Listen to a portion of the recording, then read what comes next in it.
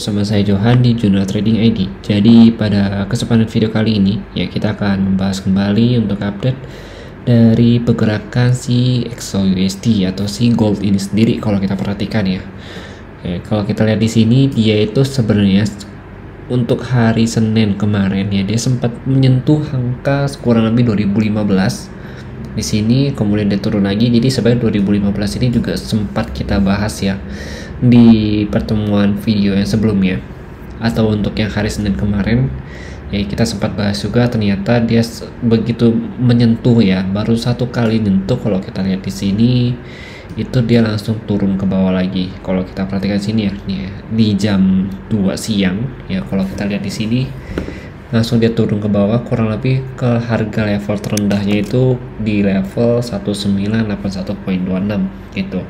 Nah ini sebenarnya saya ada kasih entry di channel premium ya, itu kurang lebih sell limit di 2015, tapi ternyata di saya itu nggak ke saut ya untuk sell limitnya, jadi memang agak hilang ya momen untuk sellnya di sini. Tapi nggak masalah karena memang kalau kita perhatikan untuk si gold ini itu udah saya gantikan di trade Euro AUD ya.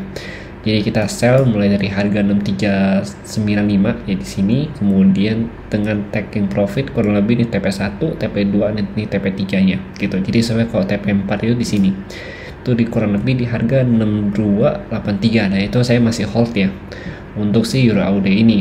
Oke, sekarang kita kembali lagi ke si gold ini sendiri. Nah, di gold ini sendiri ya kalau kita perhatikan untuk lebih detailnya lagi ya, memang kalau dilihat secara 4 jam itu dia ada rising wedge ya sebenarnya kalau kita lihat di sini gitu. Tapi secara penekanan dari si candlestick ini dari si 4 jam ini kalau kita perhatikan ini ada 1 2 3. Nah, ini ada 3 candlestick merah yang memang kalau kita perhatikan ini adalah candlestick tekanan dari si pihak seller. Dan kalau kita lihat lagi dari volumenya juga, ini kita pakai broker Wanda ya, jadi ada volumenya.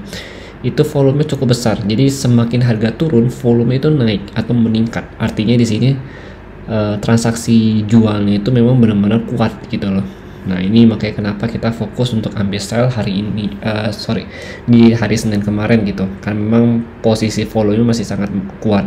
Nah, kalau kita lihat lagi di sini memang secara volume ya untuk dua candle merah ini, walaupun dia candlenya maksudnya kayak penurunnya sedikit ya gitu ya, tapi volume besar gitu. Jadi semakin dia turun dia semakin besar gitu. Jadi memang secara pergerakan di sini itu si seller ini memang sudah mulai menguasai atau sudah mulai masuk ke dalam pasar. Nah, ini kalau kita ingat sebagai data COT report yang kita bahas di minggu kemarin, itu kan memang juga minus semua ya. Itu minusnya untuk manage money-nya itu long bagian di longnya itu dia minus 7.000, sedangkan untuk shortnya itu dia minus 1.800 gitu. Nah, itu menandakan bahwa sebenarnya sentimen dari si gold ini sudah mulai ada aksi untuk profit taking gitu. Nah, ini kita sebenarnya udah bisa lihat indikasinya itu mulai dari tanggal kurang lebih tanggal 12 April ya di sini. Walaupun candle merahnya ini sama gedenya dengan si candle hijau, tapi volume berbeda gitu. Nah, ini dia naik untuk ngambil likuiditas pasar gitu. Dia ngambil untuk likuiditas pasar, tapi sekalinya ada candle merah.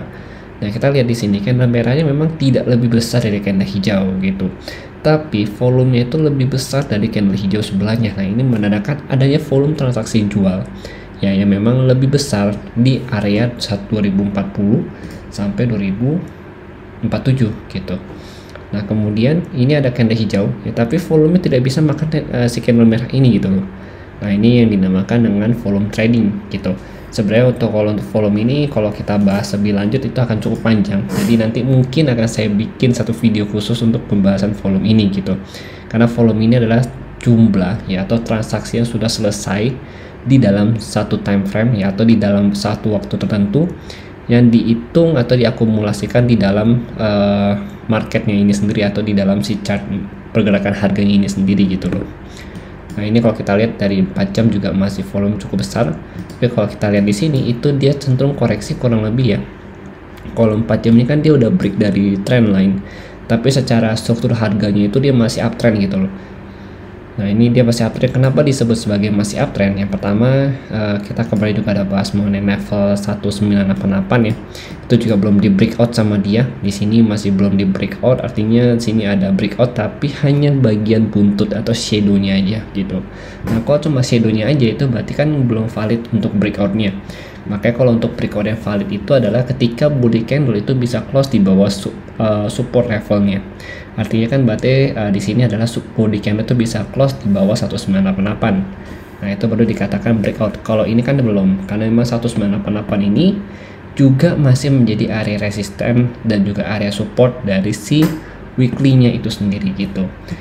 Nah ini selama dia masih bertahan di atas ini sebenarnya masih ada harapan ya untuk naik ke angka 2000 ya sampai ke 2015 lagi gitu.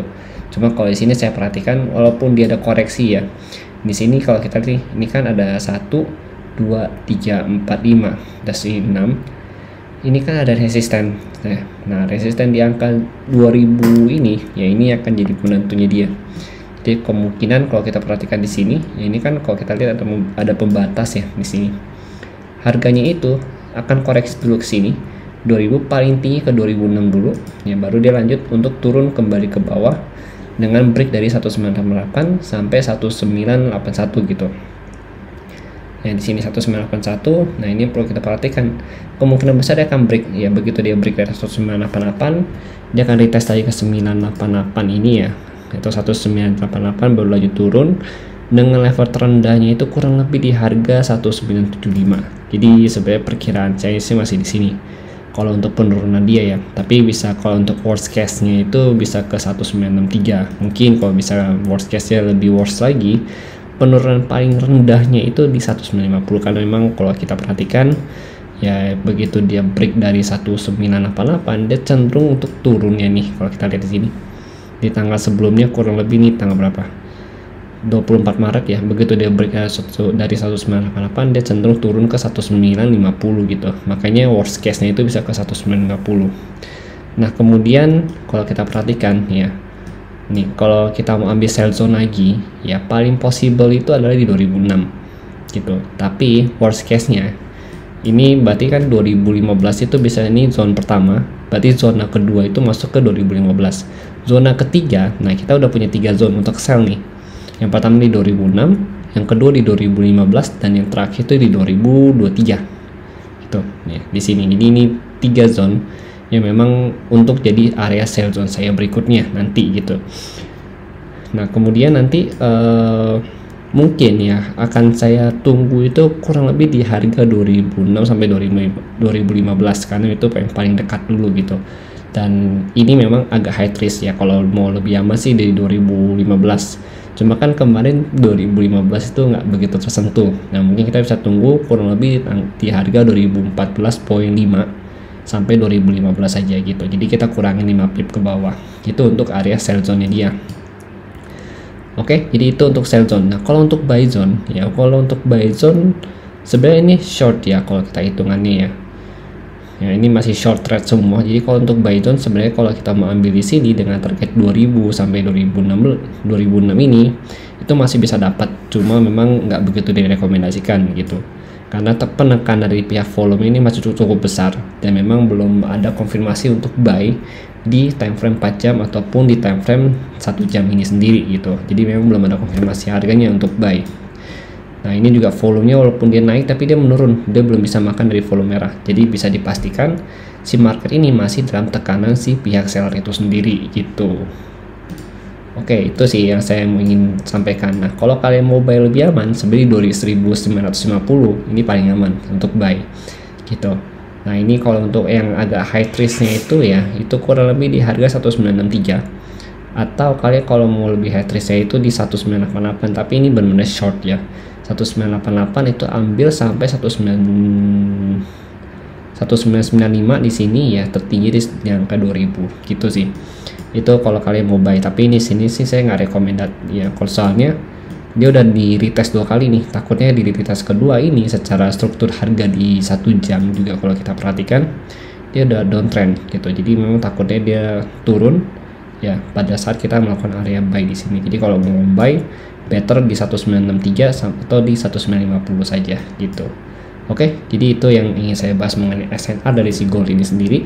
Kalau kalian punya pandangan atau misalkan kalian punya informasi mengenai si gold ini sendiri, saya mungkin bisa tolong dibagikan di kolom komentar ya. Di sini kita diskusi aja, tidak ada yang benar dan ataupun tidak ada yang salah. Ya, jadi kita sama-sama open minded, kita diskusi untuk mencari peluang yang kemungkinan besar akan terjadi di gold ini sendiri. Oke. Jadi sekian dari saya, terima kasih dan sampai jumpa pada video berikutnya.